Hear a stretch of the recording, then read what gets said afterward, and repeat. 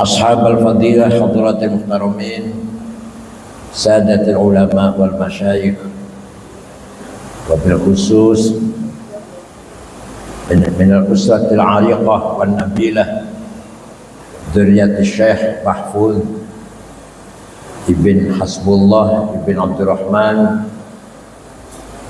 Kiai Wahib, Kiai Yazid wa auladu hafizakumullah fi sihatin wa afiyah. Al-Mukarram Gus Umar Faruq, Gus Sidni, Gus Sohib Induriyah Bah Jazuli Ploso A'azzahumullah bi'izzih. Para pejabat pemerintah yang hadir, pengurus Nahdlatul Ulama, Ansor, Pagar Nusa, Fatayat, Muslimat, Ibnu PPNU, para tokoh masyarakat, wabil khusus pengurus Jatman, Jatman jangan Jatman. Jangan. Sadati wa sayyidati anisati ashabi wa zumalai abnai wa banati ayyuhal hudur. Pesantren merupakan al-hisnul hasin, benteng yang kokoh di Islam. Kalau tanpa pesantren, agama Islam hanya pelang mawon, pelang nama. Kalau tahu pesantren, maka pesantrenlah yang mengisi peradaban, thaqafah, keilmuan, hadarah umat Islam adalah pesantren. Belanda dulu melarang sekolah kepada pribumi, terutama beragama Islam, dilarang sekolah sing Kristen oleh tahun 1901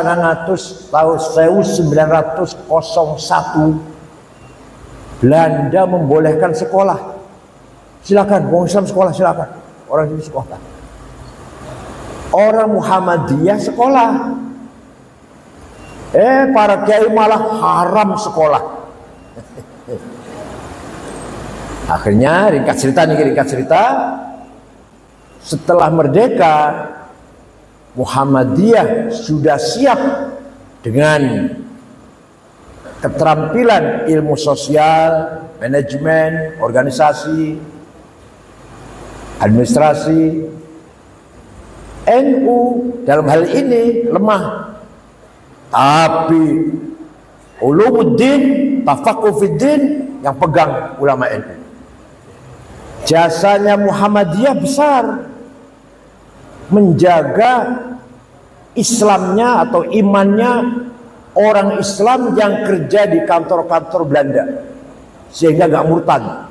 Dan jaga Muhammadiyah jaganya. Lah NU besar jasanya menjaga mafahim wa mabadi aqidatan wa syariatan wa khuluqan Islam. Itu pesantren, paham boten? Sampai sekarang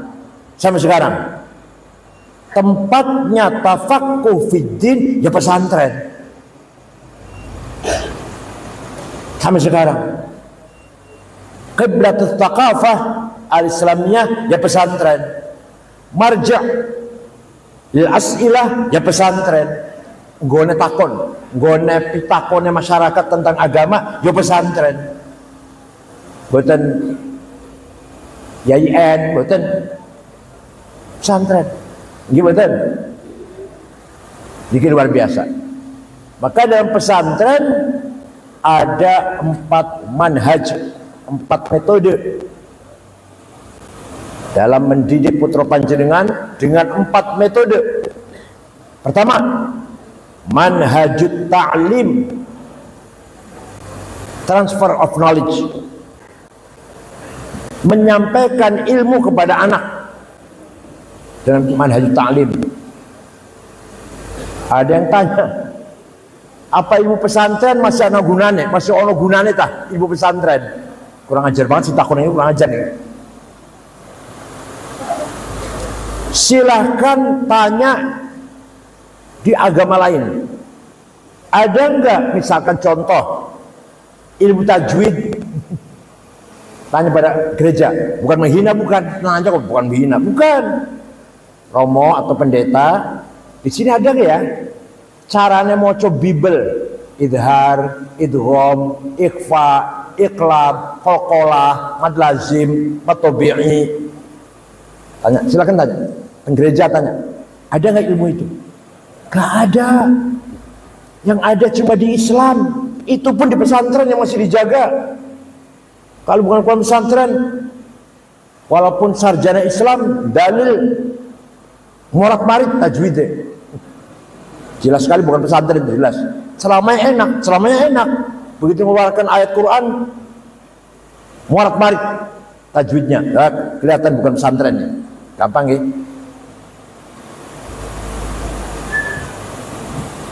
Yang ngarang ilmu tajwid dulu namanya Imam Abu Ubaid Qasim bin Salam, wafat tahun 224 Hijriah.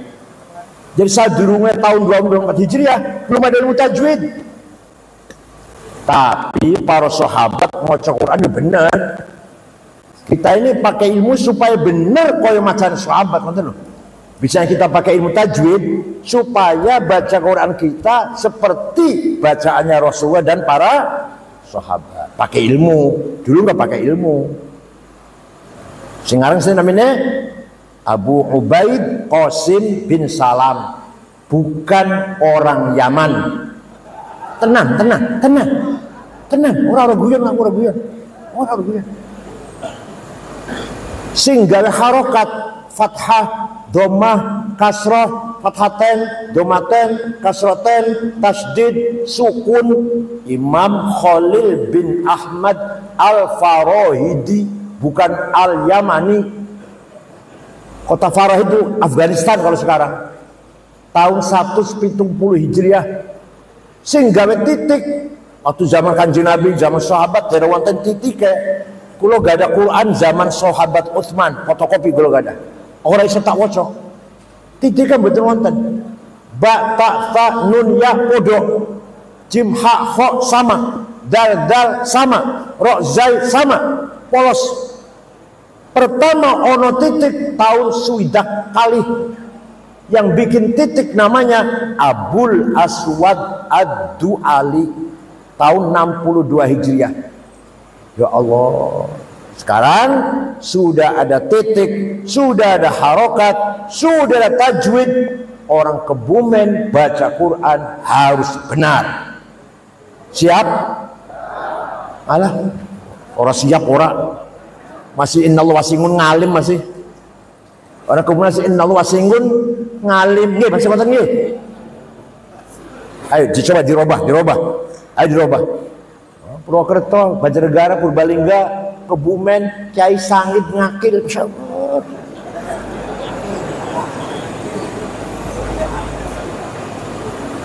Iku belum nganggo tajwid jadi penting aku. Makhrajnya salah, metune huruf saking tenggorokan makhraj kleru. Salah. Bon, niku sing ngopeni pesantren. Ada lagi. Silakan tanya pada gereja. Betul menghina betul. Ente di sini ada nggak metode menseleksi berita? Oh berita ini benar. Oh ini baik tapi kurang benar tapi baik. Oh ini doif. Silakan tanya. Ada nggak? Hanya di Islam. Itu tahun 99 Hijriah. Khalifah Umar bin Abdul Aziz memanggil ulama namanya Syihabuddin Ar-Romahurmuzi dari kota Romahurmuz. Bukan aja guyu, tenan. Syekh, bisa nggak bikin metode menseleksi hadis? Iki akeh hadis palsu ini. Kalau Rasulullah bohong, insya Allah bisa. Seminggu jadi ilmunya. Lapor khalifah, sudah jadi nih ilmunya. Apa namanya? Mustalahul hadits. Hadis kalau syaratnya 4 terpenuhi syarat 4 sahih. Guru karo murid karo guru ketemu. Seperti saya misalkan kata Gus Dur, benar itu karena kalau ketemu orang Gus Dur. Kalau saya berkata kata Mbah Hasyim Asy'ari, bohong itu. Karena saya nggak pernah ketemu Mbah Hasyim Asy'ari. Kecuali saya mengatakan kata Gus Dur, kata Ki Wahid, kata Mbah Hasyim, nah, baru benar itu. Paham betul? Jadi kalau saya langsung kata Mbah Hasyim, berarti salah, bohong pula. Mutasil. Nomor kali dhabit, gurunya tidak pernah lupa. Tidak pernah lupa. Jadi yang potongannya kelalenan itu, potong kelalenan. Sarapannya sebutin bener jangan sarapannya. Sarapannya semayi, itu semayi, ampas kelapa ya? Ya. Ampas kelapa sudah diambil santannya masih di dahar. Masya Allah, dedel yang otak itu. Sego goreng, segonya wis basi. Alah. Segorong dino masih digoreng. Ya Allah, dedel otaknya. Sarapan itu susu, telur, madu, jahe. Nanti loh, cerdas. Ampas kelapa.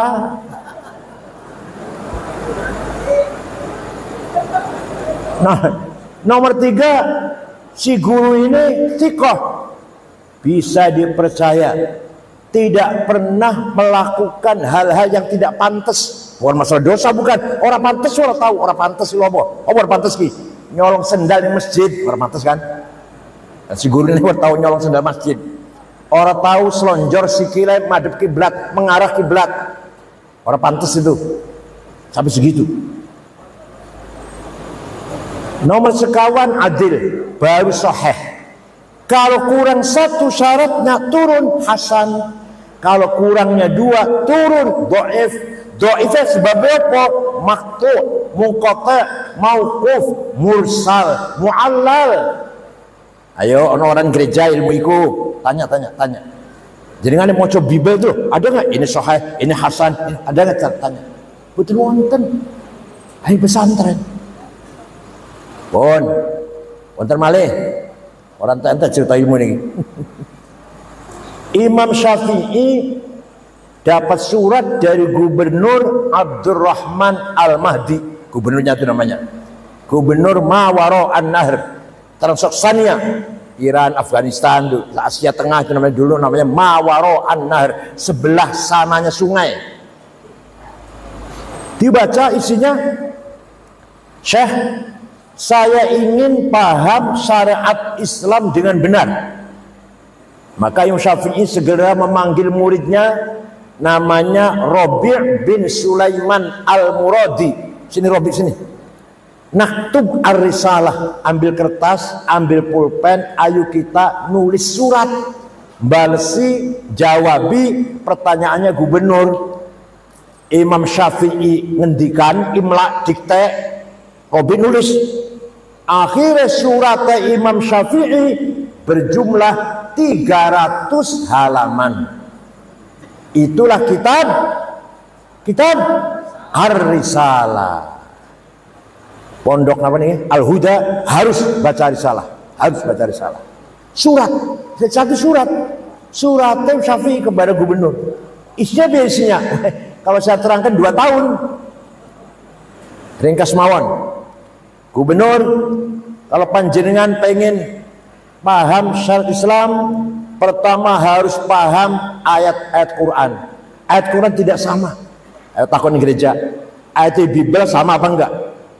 Kalau di Islam ayat Quran tidak sama tipenya. Ada ayat muhkamah sudah jelas terang benderang, qul huwallahu ahad, Tuhan satu, selesai sudah, nggak usah ditafsiri lah. Paham betul? Tinggal pendalaman. Ayo kalau tanglet saniki didalami sedikit ya. Panjenengan percaya kalau bisa Allah? Jawab, percaya? Kata siapa? Ayo. Jangan jawab kata kiai, kata ustad. Kalau anak kecil boleh, kata ustaz, kata guru, kata ayah, kata ibu. Kalau panjenengan sholat mati rong dino meneh.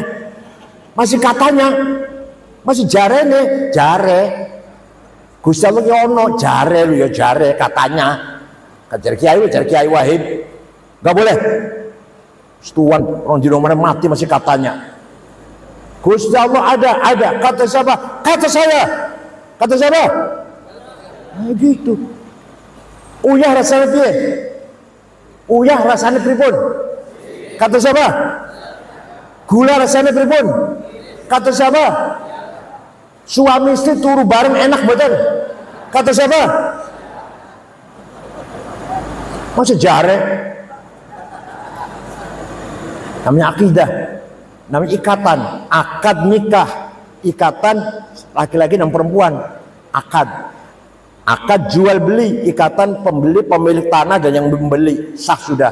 Akidah, ikatan tali kita dengan Allah.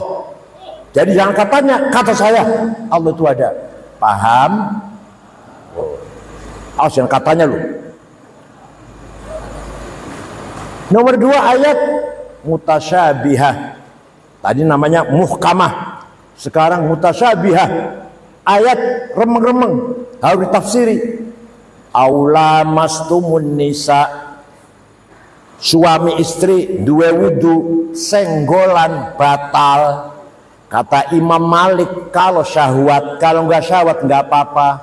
Kata Imam Ahmad kalau saling rangkul lama musyarakah saling rangkul batal. Kalau pegang, istri pegang tawaf betul batal.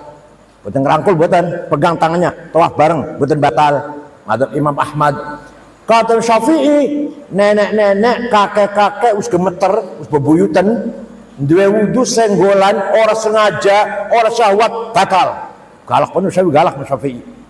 Kata Imam Abu Hanifah, suami istri punya wudu, ciuman, pegang-pegangan, syahwat, sengaja, boten batal, kecuali satu baru batal. Ngerti yang satu ngerti? Ngerti alhamdulillah. Pegawai rutin, masuk kerja rutin, masuk nggak ngerti. Kalau yang satu baru batal. Ini Imam Abu Hanifah. Itu namanya ayat yang bertentangan pemahaman, namanya ayat mutasyabihah. Apa? Ada lagi ayat mutlaqah, absolut. Ati'ullah wa ati'ur rasul. Harus taat pada Allah, harus taat pada Rasulullah, mutlak. Wa ulil amri minkum, harus taat pada bupati dengan syarat. Masa mutlak? Dengan kalau bupatinya baik, kalau nggak baik jangan diikutin. Paham boten? Namanya muqayyadah. Takwati wa ulil amri minkum namanya apa? Muqayyadah. Atullah Rasul mutlaqah. Paham? Pun ono mana ayat manane hakiki realistis, ada majazi metaforis. Yang metaforis apa? Yadullah fauqa aidihim, tangannya Allah di atas tangannya orang kafir. Bukan tangan, Allah nggak punya tangan. Itu maksudnya qudratullah, kekuasaannya. Waja'a rabbuka wal malaku soffan soffa, malaikat baris di mahsyar, maka malaikat baris soffan soffa. Waja'a rabbuka, Gusti Allah datang, periksa barisan. Apa yang bendera merah putih apa? Yang datang bukan Gusti Allahnya, perintahnya. Waja'a rabbuka ay waja'a amru rabbik. Paham boten? Ini singkat sekali nih, singkat sekali.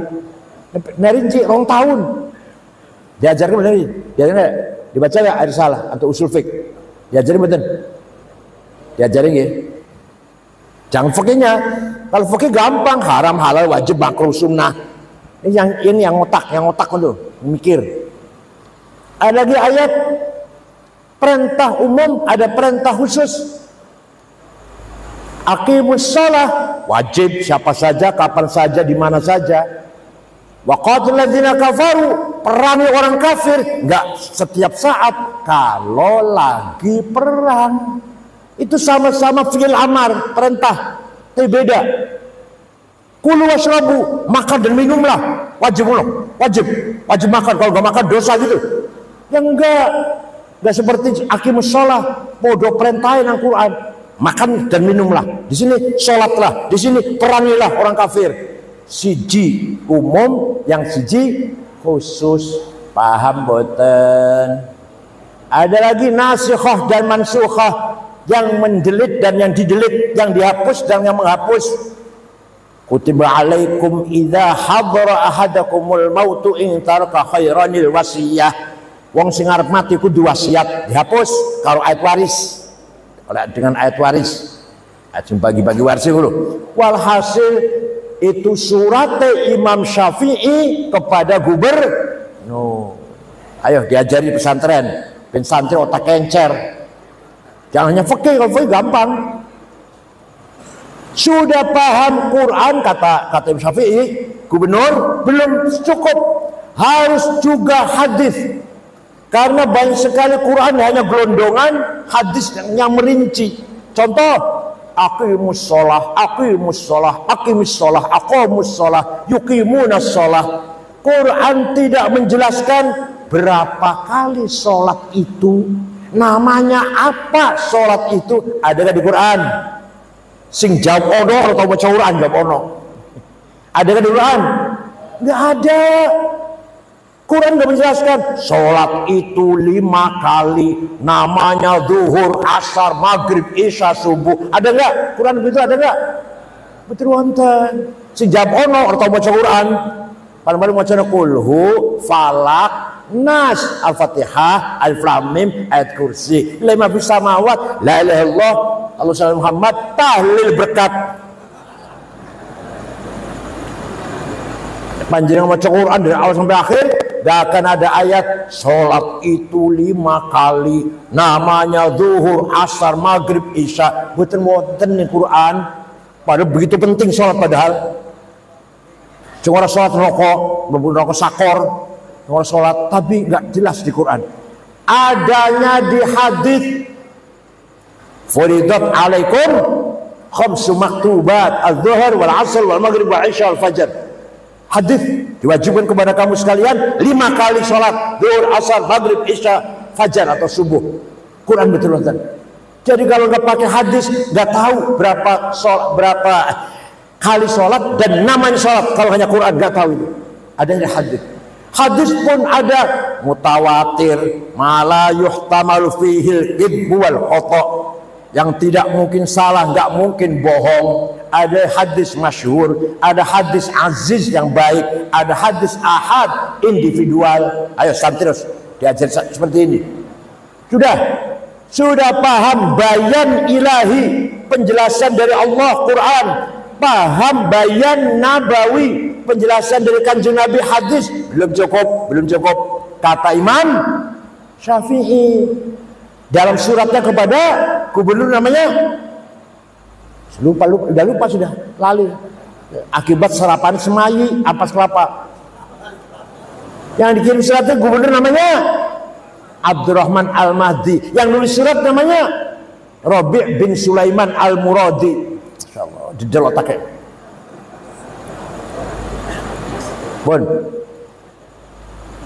Belum cukup hanya bayan ilahi Quran, belum cukup hanya bayan nabawi hadis, harus bayan akli, kecerdasan akal. Dipakai akal ulama, bukan akal sampai jenengan boten.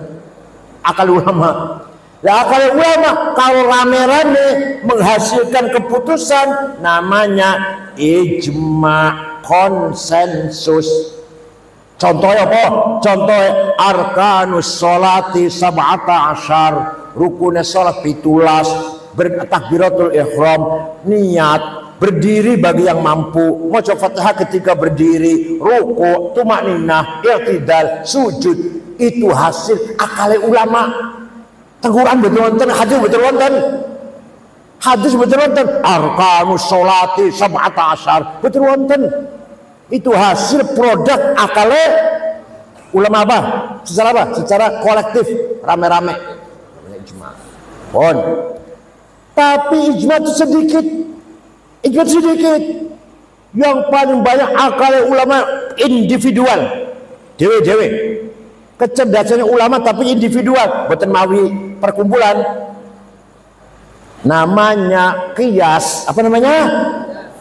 Analogi. Ada 9. Kias burhani, aulawi, mantiki, jadali, istiqra'i, tamthili, khitabi, syi'ri, iqna'i.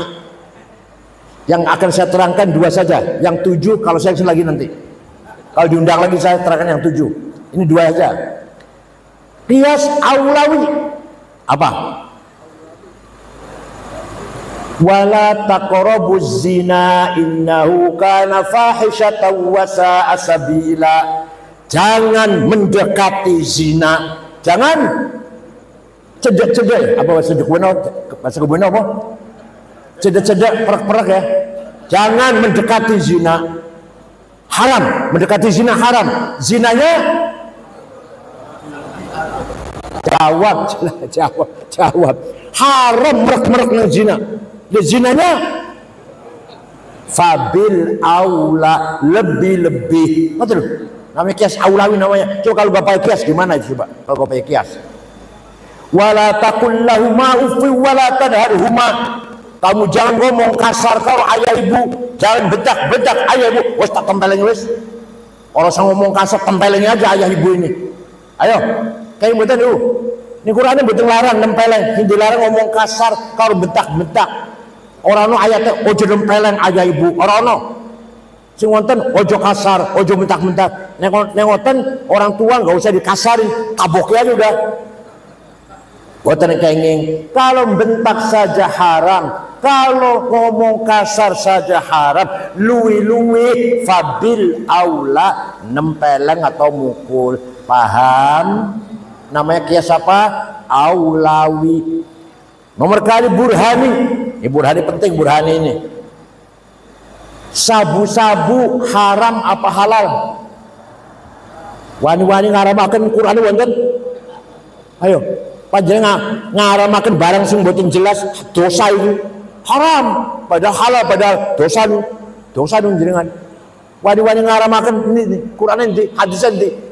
Ono Quran ono inna sabutan pakai kias, namanya kias burhani.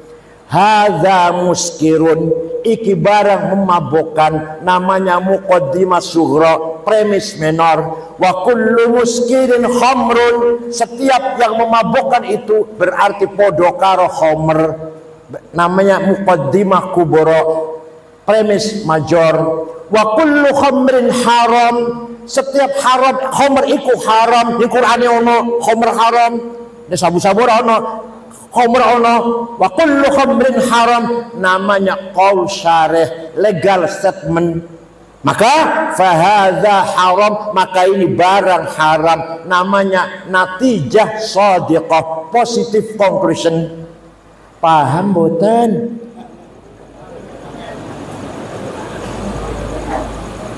Nah, kata Imam Syafi'i cukup 4. Quran, hadis, ijma', qiyas. Kata Imam Abu Hanifah tambah al-istihsan. Sumber hukum ada salah satu istihsan. Kalau yang dianggap baik oleh masyarakat muslim baik, maka itu baik, itu sumber hukum. Kata Imam Syafi'i, ya itu namanya qiyas, gak usah nambah istihsan. Kata Imam Malik, Quran, hadis, ijma', qiyas, ra'yu ahlil Madinah, pendapatnya ulama Madinah, sumber hukum. Ya kata Imam Syafi'i, ya itu qiyas. Pendapat Madinah kias, udah cukup sama kias. Kata Imam Hambali, tambah lagi Quran, hadis, ijma', kias, istishab, ya itu kias. Kata Syafi'i, paham boten? Niku diajarkan di pesantren. Kalau nggak ada ijma', nggak ada kias, kita nggak bisa berbuat apa-apa. Dengan niki, ruangkan penting. Dengan adanya metode ijma' qiyas, lahirlah ilmu fikih. Fikih itu kan ada ijma' qiyas. Fikih itu Sabinah, Sulam, Taufik, Fathul Qorib, Fathul Mu'in, Fathul Wahab, Muhadzab, Majmu', Fathul Jilid. Mahali 40 jilid. Dengan adanya ijma dan qiyas, maka lahirlah ilmu fikih. Kalau tidak ada ijma qiyas, nggak akan ada ilmu fikih. Paham? Itu adanya di pesantren. Yang bukan pesantren, alas. Yang penting ngurus mateng, halal, haram, sunnah, makruh, wajib. Alah masakan wis mateng. Tapi orang ngerti gawe masakane piye? Paham betul? Itulah namanya manhajut ta'lim di pesantren. Ada lagi? Di pesantren diajar kalau ben ngaji tapi kayaknya ora paham, kayaknya betul paham.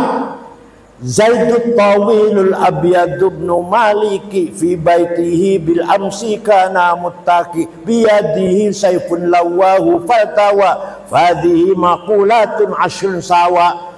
Zaidun utawi man Zaid iku atawil wong dhuwur, al abyadu kulite putih, Ibnu Malik anake man Malik, fi baitin jero omahe bil amsi wingi kana mutaki tetongkrong, biadi saipun tangan ke golok, lawahu bengko akan sopo Zaid ing golok, faltawa moko dadi bengkok opo golok.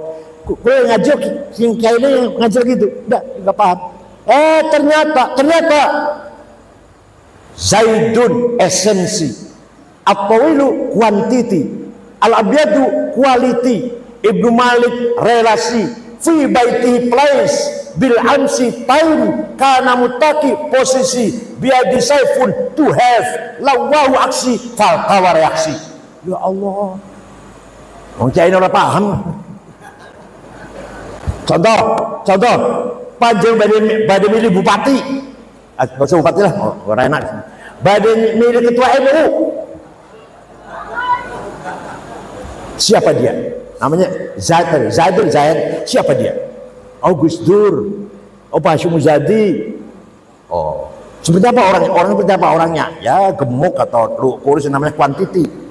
Kemudian kualitasnya, kapasitinya, capability-nya, kemampuannya seperti apa?